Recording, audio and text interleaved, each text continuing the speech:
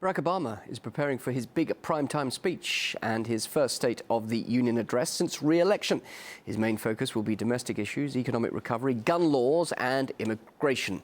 Foreign policy won't be in the spotlight, despite controversy over many issues, including secretive US drone bombing campaigns. Well, let's now cross live to Charlie McGrath. He's the founder of Wide Awake News website and joining me live there in the US. Charlie, this speech is expected to address the prosperity of America's middle class. Why is that so important to Obama at the moment?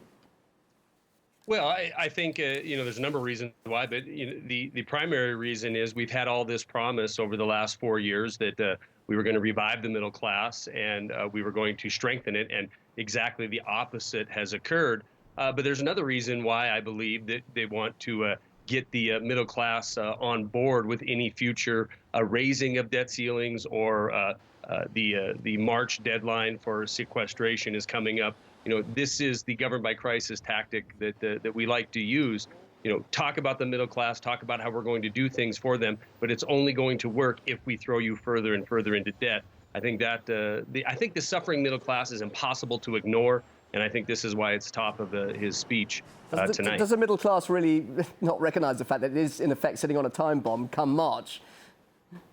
Well, you know what? I think that we're so desensitized to these time bombs, as you say, because every time we have a crisis, a government by crisis moment, we have the government rushing in with the solution. And every single time it's more and more debt. So I think a lot of people here in the United States are sitting back thinking, well, I don't have to worry about it because they're just going to increase the debt limit and they're just going to paper over it with a bunch of empty promises or borrowing money from across the world. But at some point, the people of this nation are going to wake up. They're going to realize the pain and suffering that all this borrowing and all this propagating of war around the world has cost us. And, it will be the citizens of this country and the rest of the world, for that matter, that are going to suffer. Not the first time, of course, Americans heard this. In the first State of the Union address back in 2009, he promised to not only revive America's economy, but also to build a new foundation for lasting prosperity. And we're hearing all the same again. But is it really his fault? Is it all down to him that it hasn't actually worked since he came into his presidency? No, it's not. It's no more his fault than it was George W. Bush's. Now, it's the fault of government who does not serve we the people. It is the fault of government who serves special banking interests. Look, Bill, in 2008, on this day, in fact, in 2008, the United States sovereign debt, our national debt, was $9.4 trillion. Today, we sit at $16.5 trillion. In 2008, it was $87,000 per taxpayer. Now the burden for every taxpayer is $147,000. The unemployment rate, the number of people who were unemployed was 13 million in 2008, 22 million now. The food stamp rolls, 28.8 million. Now it's 48.1 million. The notion of printing money and giving it to banks and forgiving their sins and promising the people of the country that it's going to grow us out of a depression, the promise is turning out to be exactly what it is, a bunch of bunk. And I don't think that they can go much longer without recognizing the condition, the economic and fiscal condition of this country. They have to tell the American people at some point the game is over. And, they are going to do it. And when they do, when this game finally does run its course, it will be the people who realize the suffering. It's said that foreign policy won't be a major focus, but of course he can't ignore what's going on in North Korea.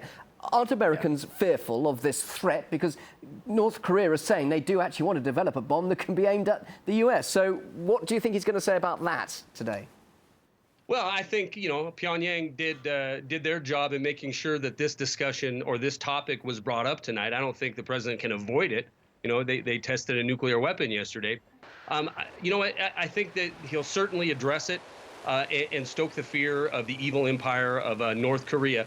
But, mark my words, this will get spun into an anti-Iran moment for this president. We have to make sure that we don't let Iran achieve a nuclear weapon because, we can't have these rogue states out there doing it. So I think it's going to be addressed. And of course, it'll be sold to the people of this nation as one more reason that we have to continue our military prowess. We have to continue building out the military and stoking the coffers of the military industrial complex and build out of the security state. Charlie, you'll be watching it. Many Americans will be watching this. Will Obama really address the issues that the American people want to hear? And will we hear some sort of fighting talk from him, sending a challenge to his opponents, to his enemies? What sort of speech will we get, or just the usual rhetoric?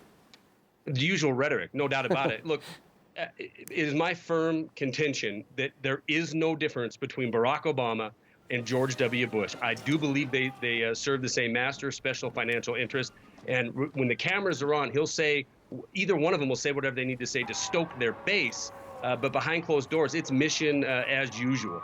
We're still going to see the build out of the security state. We're still going to see drones being used to surveil citizens. We're still going to have a White House that, quote, a few days ago said that it's not only legal, it's ethical and wise to kill U.S. citizens if they're suspected of being a terrorist suspect. So regardless of whatever suit they wear, the blue or the red suit, the left or the right, they do the exact same bidding of financial special interest, and the people are just placated to.